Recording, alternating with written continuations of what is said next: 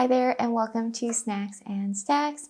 I like to talk about books, TV shows, and movies, and today we're going to talk about the 52 Book Challenge. The 52 Book Challenge is put together by the 52 Book Club. They have an online annual reading challenge. I found out about it from my coworker, and I thought it would be a fun way to try to read different kind of books and also try to get some of my physical TBR down. And so today I am maybe 3 chapters away from finishing the 52 book challenge. So I thought I'd quickly put together a video about my thoughts, if I'm going to do it next year, and who I think this would be a good challenge for. Today is November 17th, so we're nearly at the end of the year. I have already read 131 books. Anyways, I've read 131 books, is what Goodreads says. It took me a while to fulfill the reading logbook because some of them didn't match just what I naturally pick up, but I was able to pretty much fulfill a lot of these prompts by just reading what I normally would read. I'm going to quickly run through the 52 books that I read and the prompts that it aligned to.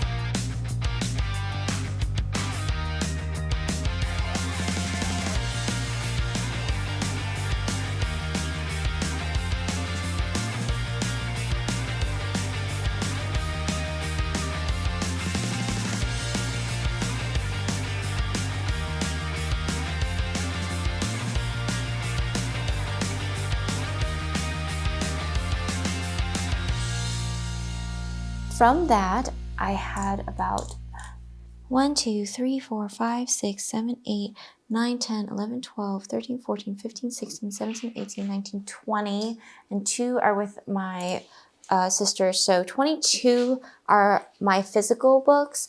It's hard to say because some of the books, like The Fire Next Time, I bought because I read it and then I wanted it. So I couldn't say that this helped me cull down my physical TBR. I did have a couple books that were on here that I owned that I then got rid of, like The Maid and How to End a Love Story. Those 2 I felt I would not reread.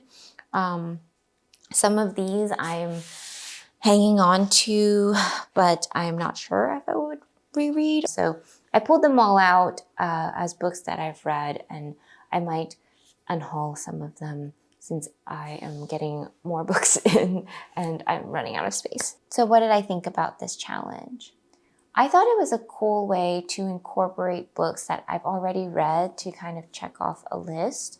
However, I don't think it really pushed me to read too much outside of what I would normally try to read. I would say that I read a lot of books maybe earlier than I was in the mood to read because of these prompts, but I wouldn't say that I read them specifically for this prompt. I will say the only book that really worked for was the written in verse. I normally don't read anything in verse, but that was a really good book.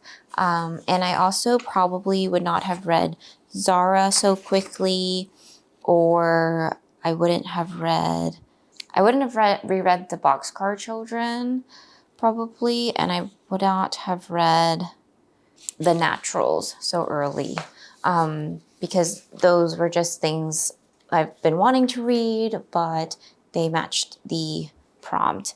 I thought this was a good challenge if you, somewhat like me, have decision paralysis, because it does help narrow down what you might want to read. But I'm thinking that 52 is quite a lot. And I also, by the end of the year, felt very anxious about completing the list. These are all personal problems, but I am going to share them nonetheless, just in case somebody can find it relatable. So yeah, I liked being able to kind of read from what I owned, but sometimes I was just like wanting to complete this list, so I would end up just borrowing an audiobook that fulfilled the prompt instead of reading what I had. I tried to get audiobooks for some of the ones that I owned, and that happened a lot too, which was good, but then I'm also feeling like I'm missing out on opening my actual copy of the book to read. So that's kind of how I felt about it. And who I would recommend this for. I think I would recommend this for people who enjoy having a guide, but is pretty open guide to reading basically a book a week. This is 52 book challenge, means that you can complete it in a full year if you can read a book a week. And some of these books were mangas, so you don't even need a full week to read them. If you read shorter books like novellas or mangas, they don't have, aside from the one prompt that was 300 to 400 pages long, you know, you could read pretty short books for them or longer books. I would say for people who love reading series, this might be harder to do. I was able to fit a couple of series into here, but as a person who reads fantasy a lot, it's hard to fit in like the second book of the series sometimes. So that was also kind of hard. And I would say if you wanted to join this challenge, they do have lists of books that they've created. They have a whole challenge guide, and you can click to read their Goodreads list that gives suggestions, and the suggestions are aplenty as well. So that is also really nice about this, was I never felt like I had no idea what to do, but it was fun because you had some sort of guide and challenge, and most of the prompts are pretty loose, so you can do what you think works for you best. So I do recommend this challenge. However, so far next year, I actually want to read less. And so I don't think I'll be doing this challenge, as even though I've read 130 books this year, reading less means being more selective about what I'm reading. And that typically means that I don't want other things selecting books for me. So yeah, that is my thought and how I worked through my 52 book challenge this year. Just a fun ending, maybe. I'm just going to count how many of these were 5-star reads so that you can get an idea of that too. So 1, 2, 3, 4, 5, 6, 7, 8, 9, 10. 10.